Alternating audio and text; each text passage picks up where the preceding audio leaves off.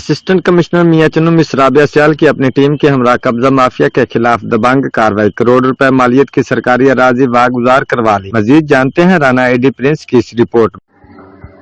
Assistant commissioner मियां चन्नू मिश्रा राबिया सियाल ने अपनी team के अमरा छपकला के निवाही गांव विजयवाला 6715L में दबंग कार्रवाई करते हुए कब्जा माफिया बशीर वाल कासिम विजी से 44 कनाल की सरकारी अराजी वागुजार करवा ली।